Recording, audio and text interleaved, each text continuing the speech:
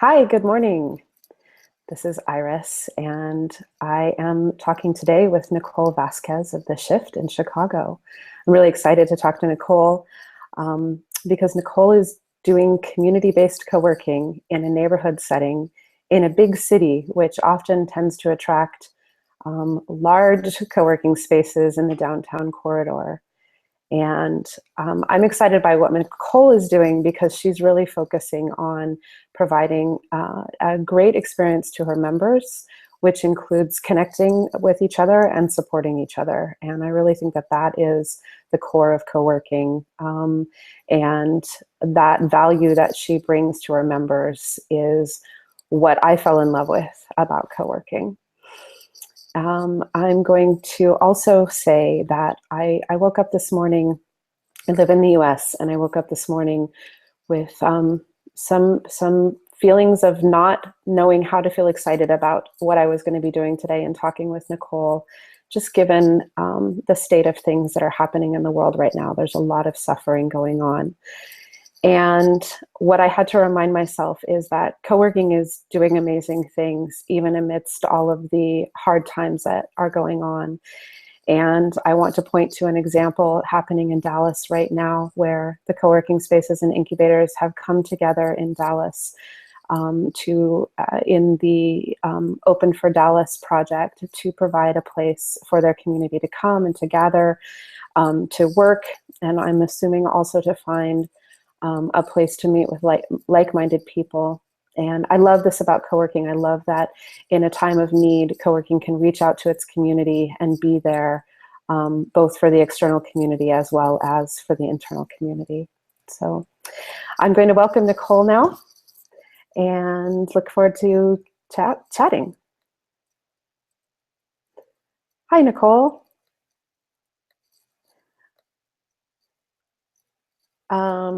We still have you on mute for some reason. Let's go ahead and get that fixed. How about now? There we go. How about, there you go. Always got to have some sort of technical difficulty. It's never the same without it. How are you today? I'm good. I'm good. Thank you. It's so wonderful. And I'm very moved by that that you said. And I think there's so many things going on in the world right now. And I think it's really beautiful what they're doing in Dallas and how co-working spaces are a place for people to gather, not only to get work done, but to meet each other. And over time, when you're with people every single day, those connections can form. And I think that there is this sense of almost duty that co-working spaces feel, because they are a place in the neighborhood where people connect and ideas happen. And I think it's a beautiful thing, as you mentioned, for people to get together and help their neighborhood and their people for a larger cause. And I think that was really, really moving, actually. Yeah, thank you. So I really think so too. And I'm really interested in what you're doing in Chicago. I have a small amount of knowledge of the Chicago co-working scene, given that I used to work for Nextspace, and Nextspace had a co-working space there that was originally one of the oldest co-working spaces, the Coop. Mm-hmm. And so I'm somewhat familiar with the climate of co-working there. And so when I met you at Juicy, I was just truly fascinated, both by you as a dynamic person making really good things happen, and also by the innate understanding that you had, that was something that we learned about Chicago, actually from our mutual friend, Sam Rosen, that Chicago is very much a neighborhood city. And it really is not necessarily cloistered, but it really is something that people identify with the neighborhoods that they're from. Tell us why you decided to open a neighborhood co-working space instead of joining in with the co-working spaces in the downtown area, where there's a sexy business address and there's access to all of the sort of civic things happening in the downtown area, but also where you would be around other co-working spaces, and so maybe not having to educate the market quite as much. Ooh, well, first I'd say I wish I opened a place where I didn't have to educate people on co-working, but that was part of the challenge. But first and foremost, I mean, I saw an opportunity as any entrepreneur. I saw in Chicago that all of the spaces open downtown. And don't get me wrong, we have a thriving downtown area. I mean, and there's nothing wrong with opening downtown, but all of the spaces seem to open downtown and be concentrated there. And what I recognize is that the people who live just 15 minutes north of the downtown area, they had never heard of coworking, which means they didn't benefit from coworking. And I was like, this can't be. We need to have these in the neighborhood. So first I saw the opportunity to bring, a taste of downtown to Uptown, which is the neighborhood that I lived in on and off for almost 8 years. And I knew that even though I was a 15-minute ride from downtown, when I was done with work, I wasn't going to hop back on the train to go to an event downtown, or even when I worked from home in the morning, I wasn't going to get ready just to go downtown if I could have worked from home. So I noticed the opportunity. Two, my neighborhood is a very diverse neighborhood, economically, culturally. I would that we had an opportunity to be a hub in the neighborhood, a place where people could come not only to work, but to learn and to meet each other. And then last, as you know, in a big city, you can be surrounded by people and there's apartments everywhere, but somehow you don't even know the person that lives across the way from you. Yeah. And it's so hard to meet new people. And so I kind of had this cheesy vision of building a modern day community center that was multifunctional. So that was my original idea. And then I very quickly learned that I had to have a revenue stream, not just a vision of having a happy place. And I knew that coworking was the answer, and that I think bringing it to the neighborhood level would make it a lot more approachable, and bring in more people who weren't just web developers or freelancers, people who just needed a place outside of the home to get work done in a productive professional environment. So there was a few reasons. Awesome. I really like that you were talking about the community center idea of coworking, and I really resonate with that a lot. And when I first learned about coworking in my town, and it was actually before the space had opened, we had a community sort of in place that was actually looking for a home. And my friend Jeremy decided to open a coworking space. And none of us had ever heard of this thing called coworking before. This was back in 2008, but it sure sounded good. It made a lot of sense to us, and we did need a place to be together. And so then when I joined that coworking space, it was quite an eye-opening experience for me, because it really brought me back to my roots, which are in community. My parents are community activists and community organizers, and part of the greater community where I grew up. And we had a community center and a co-op and community gatherings that we were very much involved in, that my parents were leaders in. And so to me, it felt exactly like that community center. Or if you're from a more rural background, you can also associate with the idea of a grange. And in rural America, granges were where people would go to, count livestock, hold auctions, have dances, meet with community members, go for refuge in the time in times of need, or big weather events and things like that. And so I really started to feel like co-working centers or co-working communities were those new granges in a lot of ways. And so I really love that you, coming from, this neighborhood in Chicago, saw that as well. And really, it seems to me, I mean, I haven't been to visit your space, but it really seems to me like what you're creating there is that community center. I was browsing through images on your site the other day, and I noticed that it looked like you had a fashion show at your co-working space. Oh, we've done it all. Yeah. Tell me a little bit about this fashion show you had. Oh, you know what? Actually, it was one of our members. She runs a company called The Hunt Shop, and her partner, they love thrift store shopping, and they know that other people may or may not enjoy that process, and they know that if you put in the time, you can find good things. And so what they do is they say that we'll do the thrifting for you. And so what they do is they go to different thrift stores because they enjoy the process. They go and they find great stuff, and then they have a collection together of the stuff that maybe somebody who doesn't want to spend the time at a thrift store would love to find. And so I think they buy it, they spruce it up, and then they host pop-up events where they sell them. And as a member, I do everything I can for our members to help them promote their business. So we offered the space to them at a very, very discounted rate, and they took it over and they had a pop-up like trunk show. And it was really neat. And of course, we posted about it on social media. We included it in our newsletter because for all of our members, I tell them we are like their PR company. We post anything that they want. I tell them as a joke, like, I'm like your mom. Send me stuff that I can brag about. And so that was just one of the many events that we've had based on our members' business. And that was a really fun one. Yeah, that's awesome. I love that story. We've done it all. Yeah. We did a learn to make your own kombucha class. If you're familiar with kombucha, the fermented tea. So at one point we had 30 jars of these fermented mothers, they're called, or scobies. And it was really great. We took photos and posted, and a lot of people had no idea what we were doing, but it was a sold out class. And that was really fun too. That's so fun.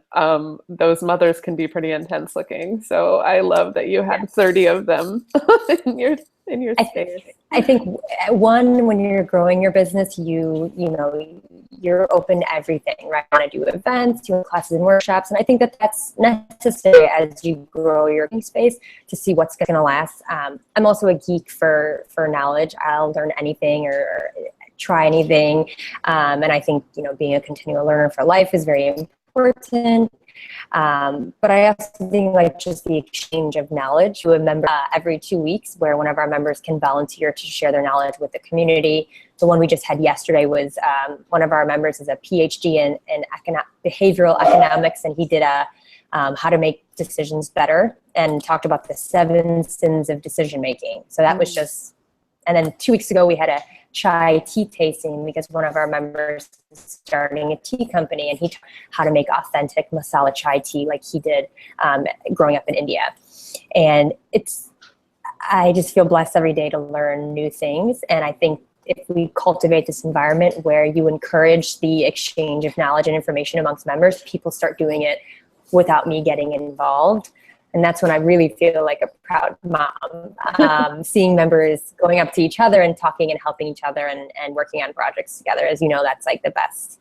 That's what co-working is all about. Yeah. Yes. The feel-good parts. So I think we talked a little bit about this at Juicy, if I recall.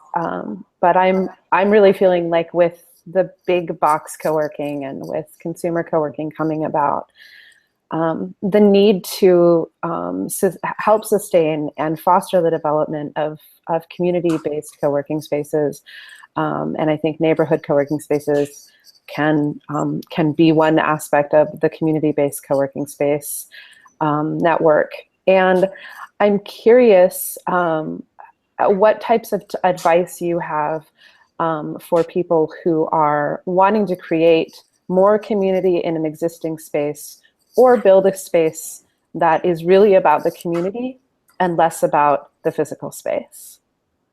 That's such a wonderful question. And I think about this all the time. I think first I want to say we don't need to fear, though we have times people are worried, oh my gosh, we work, they're going to take everybody away from us. And that's not the case. As you and I have talked about before, everybody has different workspace needs. There's some people there's a guy that came into my space. He lives a block away, and he came in like 3 different times. He's like, I really want to work out of here. It's so close to my home, but all of my clients are downtown. And I said, well, I would hate for you to start asking your financial industry clients to come all the north. They probably won't be your clients anymore. And so people need to find the best space that fits their individual needs. So immediately having a neighborhood co-working space is not going to be is not going to be the case for everybody. If some people absolutely need to be downtown, so it's okay. There's no harm. You know, it's not that big of a loss if they weren't going to be a client or a member anyways. It's okay to let. That being said, in terms of running a neighborhood community focused space, it's simple. It's about people first versus the space. You know, the amenities are always great. Having a ping pong table or a keg or, you know, some other cool amenities are great. And it adds to the environment. But no matter what, it's got to be people focused. And the things that you can do to make it focused is, number one, is to create an environment conducive to collaboration and to connections and to conversations and to sharing the knowledge. And you can do that with how you run your day-to-day operations. Every morning I come in and I say good morning to our members, and throughout the day I make sure that everybody who comes in, well, I always say, hello, hey Jen, how's your day? Or hey David, how are you? And follow up with the conversation we had before. Those are simple intangibles. But then taking it a step further is making sure that our members see me not only talking to each other, but introducing each other. So when a member first signs up, we do an onboarding process. So it's about a 5-10 minute time where not only do they sign like your regular agreements and paperwork and get their payment set up, but I actually ask them 3 questions, which is, what are you working on when you're in this space? How can you help other people? And what are you looking for, whether it's people or knowledge or services? And throughout their membership, I try to find ways to connect them to other members or to help support them in whatever it is that they're working on or what they're looking to achieve. So that initial onboarding process sets the tone for the rest of their membership. It's also a great way for me to learn a lot about them in 10 minutes, because every other day that they come in after that, they're going to be getting to work, and they don't want a 5-minute conversation with me about, what are you working on? What do you do for work? Are you, you know, and that's like the best opportunity, because they're signing up and you get all the information up front, and then those are your seeds for the rest of their membership. How do you cultivate their growth within this space? And then a few weeks after their membership, I send them a personal email and I just say, thanks again for being a member. You know, how's it going? Is there anybody that you're looking to meet? You know, if they had been an event or not, I'll remind them, you know, when our next events are. And it's just little personal things like that. And then last is our member events. We do them every 2 weeks. I do a snack social in the beginning of the month and a members lunch at the end of the month. We switch up the days and the times so that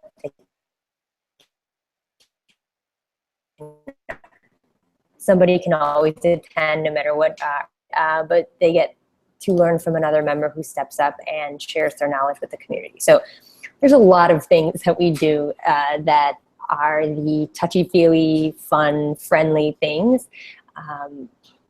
And I do think that that's exactly what not only keeps the space engaging, but it makes it a comfortable environment and a fun environment. But it also, from a business perspective, to be honest, it makes our members much more loyal, and they're our brand ambassadors. They will check in on Facebook when we're doing a show and tell and say, I'm learning from so-and-so here at the Shift. And I don't ask them to do that. They do that on their own. So not only from a sustainable business perspective is it great to be people focused and not run your space like a robot and think that once they signed up, great, I've got them, and all I need to do is provide a space. Because if you don't have that human connection, then your space is no different than a Starbucks or than their house or a library or a large space that doesn't have a people focus. They don't have to be loyal. If your space is just a space, they can find space anywhere. So make your space about much more than just the physical amenities.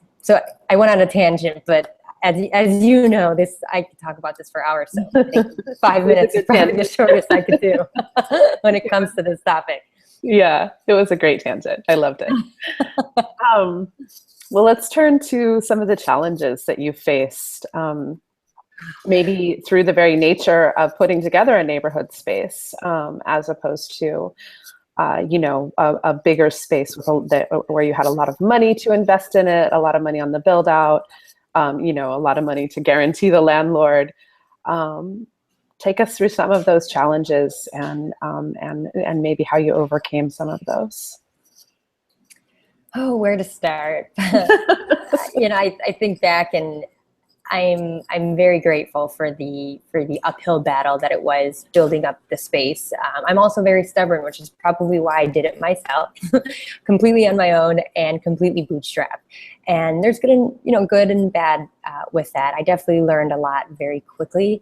I think the first challenge in itself is opening in a neighborhood that people didn't even know what coworking was. So how do you sell people the benefits of coworking if they've never even heard of coworking in the first place? Because they're certainly not Googling coworking spaces if they've never even heard of it, nor do they understand the benefits of it. So the first is the education level.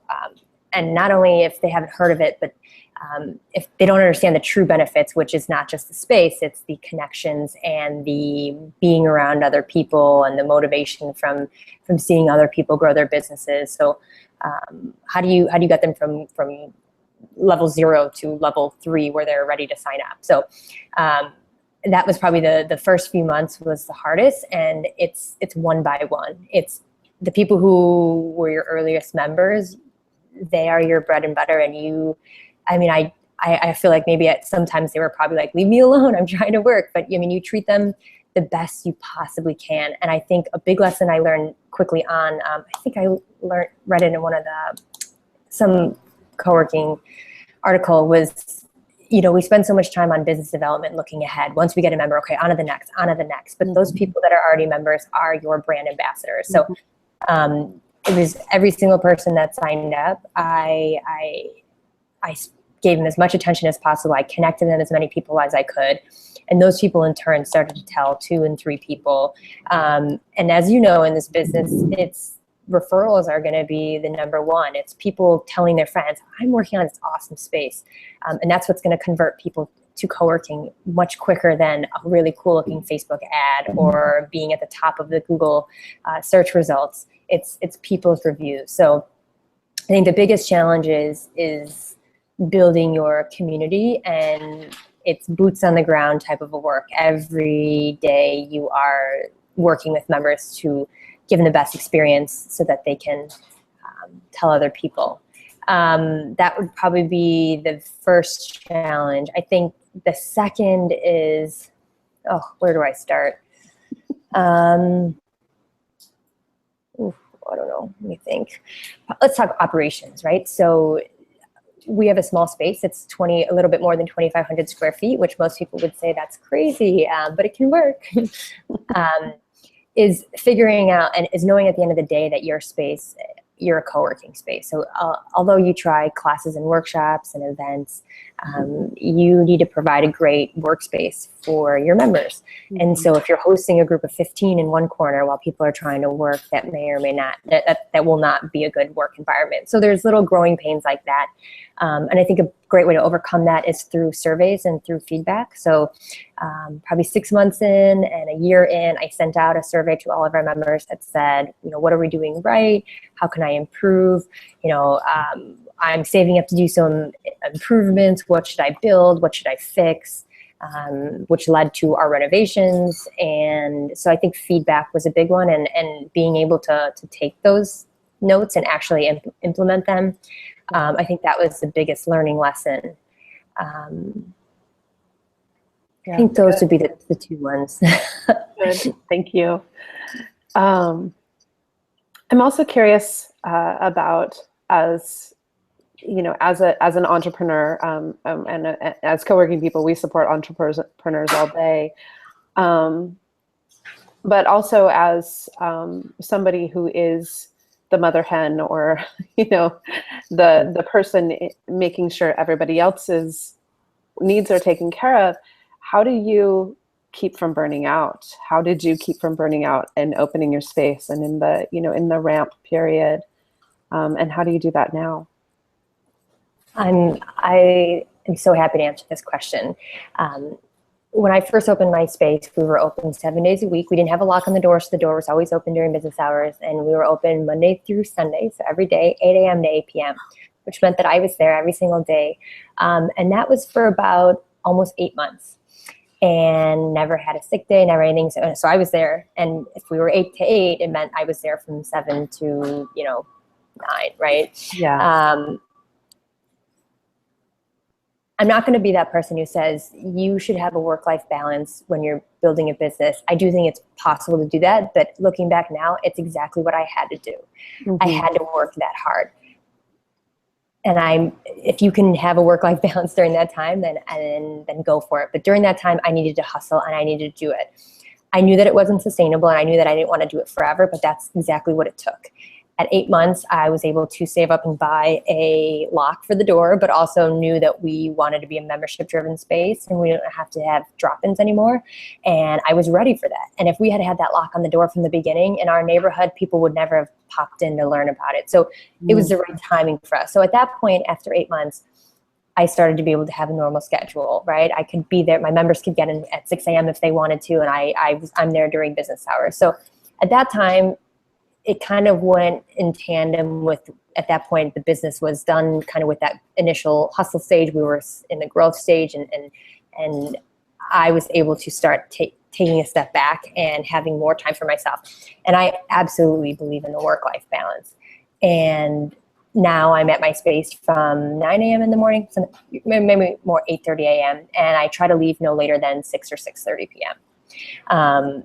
What I have learned very quickly this year is people, I don't know if you've ever read the 4-Hour Work Week, but I just read it like a year ago, even though it came out years ago, and it changed my life. And it's not about doing the least amount of work so you could sit on a hammock or lay in a hammock and not do work. The concept was to be as efficient and effective in your workday so that you can work smarter, not harder. And so what I do now is I get in the morning and I do the most important things that will move my business forward in the beginning of the day. So by the end of the day at 5 or 6 o'clock, I'm doing things that are not high priority. They are more administrative.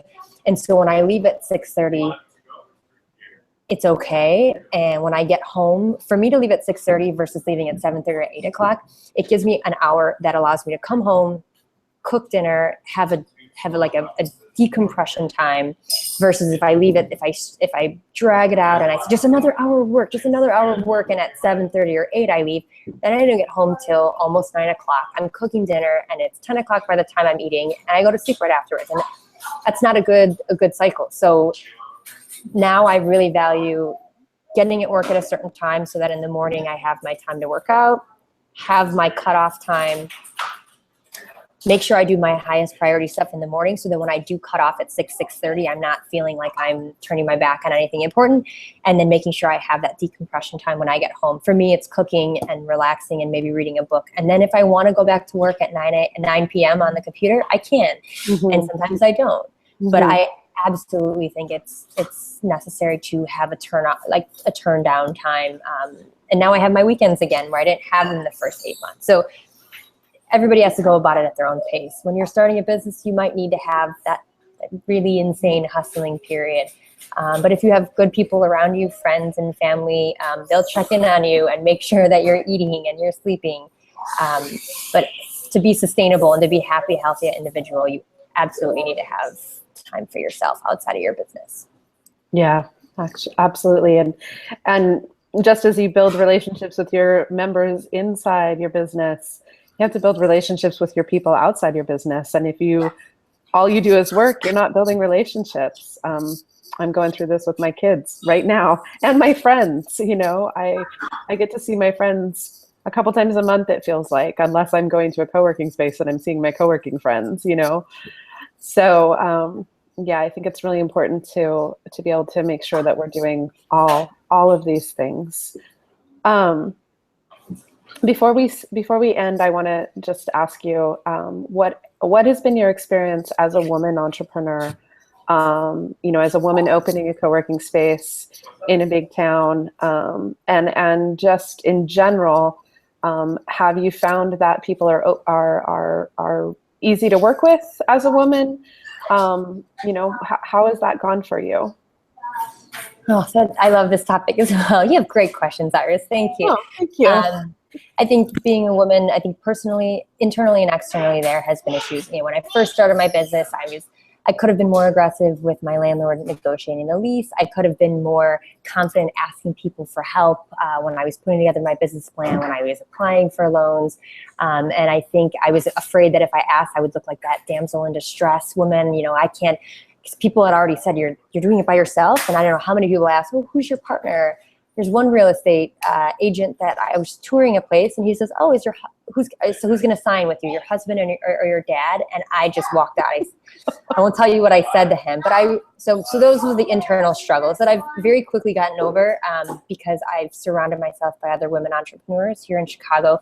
We have a lot of groups like Miss Tech, Women Get It Done. There's so many supportive groups for women in business, and they have helped me immensely, not only to become more confident and to learn quickly, but to help other women and to be a support system for them. So internally, there's definitely struggles, but there's ways to overcome that, and I can't stress enough how important it is to surround yourself by other people who are either going through the same thing as you or have done it, and then also to give back and help people who are just starting out. In terms of externally, again, I think I'm really stubborn, so I might even miss the things that have been thrown at me being a woman. So I've probably just like right over my head. I'm like, what? Why can't I join this game? Why I can do it? I think in terms of investment and, you know, I'm in the process of opening a second location, and now for the second location, I am looking for investors. And you know, there's so many conversations about how it's hard for women to negotiate, and it's hard to, you know, if you're going to ask for money, have a man at the table. And half of me says, screw that. I'm going to show that you don't have to. And the other half of me thinks, gosh, I can't. If that is the case, like, you know, who should I turn to talk to about that? And why do they say that? And what do I need to learn before I go into a room full of, you know, possible investors that I can, you know, it's always a learning lesson. So, but the bottom line is, if there's ever a challenge, it's ask for help, and you can overcome it. Yeah. Thank you. Great. Nicole, I really appreciate you agreeing to talk with me today, and I just love what you're doing, and I hope I get to talk to you again soon.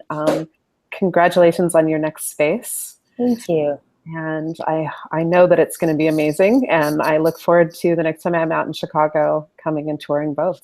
I hope so, and I hope it's very soon. Yeah, me too. That's a great town. Just not in the winter. I wouldn't do that to you. No, I my first time actually ever in Chicago, I was there in a crazy snowstorm you guys had, and it was 8 degrees during the day. It was pretty amazing. So. Yeah. As you can see, we're completely crazy here. Legitimately nuts. All right. Well, thank you so much, Nicole. Thank you very much. What a pleasure. Have a good one. You too. Thank you so much for joining us today, and we'll be back next week, and I'll be talking with Stephanie Bermudez about creating co-working internships, doing so in a way that benefits both the intern, the community, and the business. And Stephanie has put together a really amazing internship program for CoShare that we're piloting over at CoShare. And so if you have any questions about how to go about building an internship program, please tune in and send them on over, and we'll get started answering those questions. See you next Friday at 10 a.m.